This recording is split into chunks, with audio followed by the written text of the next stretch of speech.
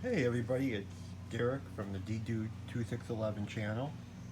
And for those of you who are probably wondering where I have been, uh, it's been a stressful time for everybody with the coronavirus and just the current state of affairs with everything going on. So I haven't been on, it's been stressful, I know it's been for so many other people. It's off of work for a while, but now I'm back. Been back for a while, so I was thinking about you guys, and I didn't want to leave you guys behind without making any videos or giving you an update. Uh, so this is kind of what I've been just working on. I mean, I got my boat right there. The trolling motor's inside of it, so it's not. I'm not motorless. And then I got an outboard coming too, so that's just some marine grease and some rods on top. It's not organized at all, so paddle just in case boat breaks down. Some rope and everything, dock rope. Makeshift dock rope. Since this is a light boat, you really don't, I can get away with just, a decent amount of, it doesn't have to be real heavy duty. But this is a waxworm kit. I'm working on breeding my own waxworms, aka bee moths, depending on where you live and what you call them. It's basically, you can buy this online. Several different manufacturers, I believe, make it. Basically, it's just a kit with a mixture of like cereal, honey, beeswax, stuff like that. It's got the lid. That red thing around the lid is actually a seal because when the baby waxworms hatch, they can climb pretty fast. Especially if they're in a heated condition. I'm keeping this in the garage because the cycle goes a lot faster with bee moths if it's 80 to 90 degrees, and I'll have people keep them, the containers say keep them at, cool dry place at 55 to 60 degrees.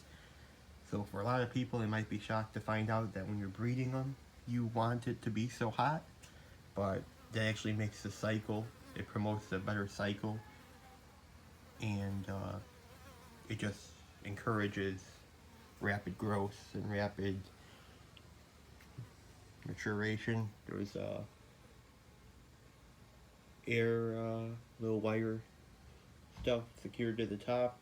I believe it was soldered or secured on there. That's basically air holes, so it's not totally, they get some ventilation in there.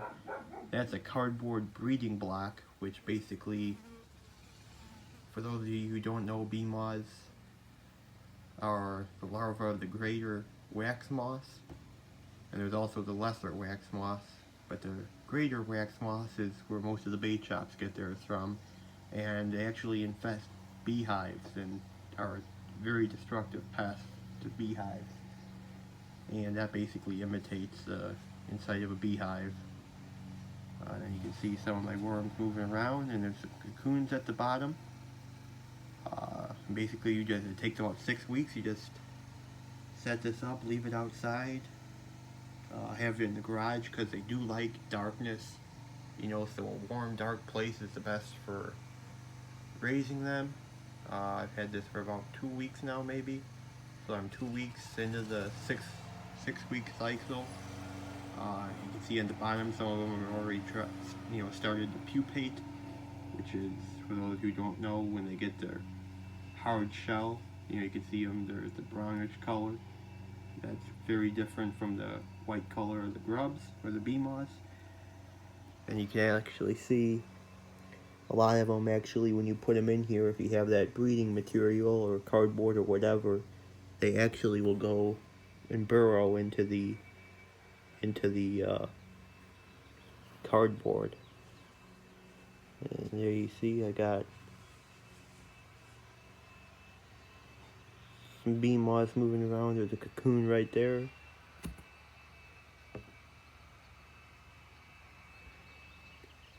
They move actually pretty fast. You might be surprised.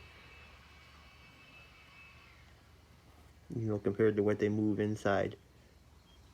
There was a cocoon right in front there, and then there was a bee moth crawling around back there. Good shot of what they look like. That's a fully grown one. Fantastic panfish bait. Open water through the ice. Any time of year, this is a bait that consistently catches fish. I've even caught largemouth on them. Perch, crappie, tons of bluegill.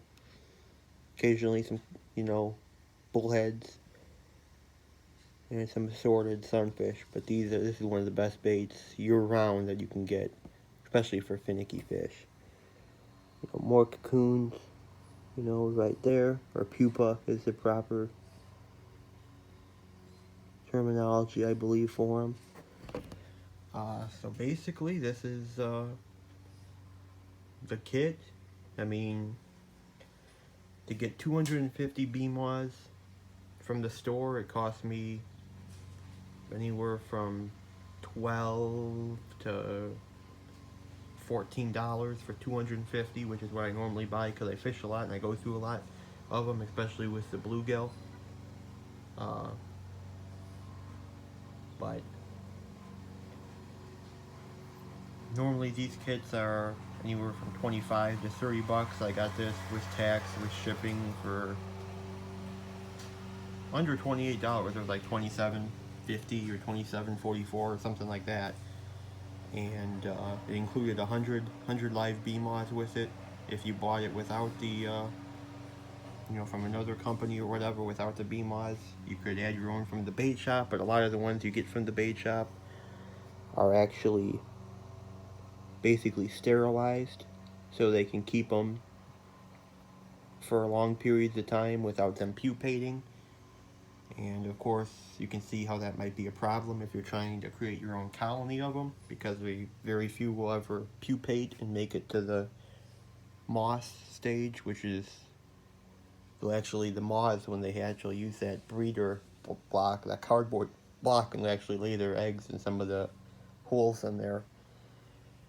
And the moths live for a short period of time, only about a week to a couple weeks, I believe. It's either the male or the female moths. One of the genders only lives for a week. They lay eggs and then they basically die.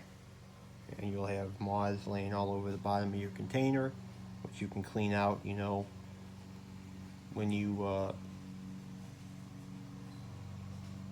move your worms around and everything. Just because they do produce a lot. And when the worms hatch, I mean, they're obviously going to be microscopic because they just came out of their eggs and everything, but they're definitely small, and that's where that seal, or you can put, duct tape or something around the edge, so there's no opening between that, the lid, and this, so it lays, like a seal, because those worms, I mean, they can actually eat through plastic. This is it's a plastic container, but people have had luck with this. But like, if you had like real like light plastic, like, I mean, they're not going to bite through this, but I mean, if you had like the lightest plastic you could find, believe it or not, they actually eat plastic. People are finding out about the waxworms or bee moths. And another thing, if you're going to be raising these, it's definitely going to be saving you money in the long run, especially if more so if you're a die-hard fisherman or you go all the time, and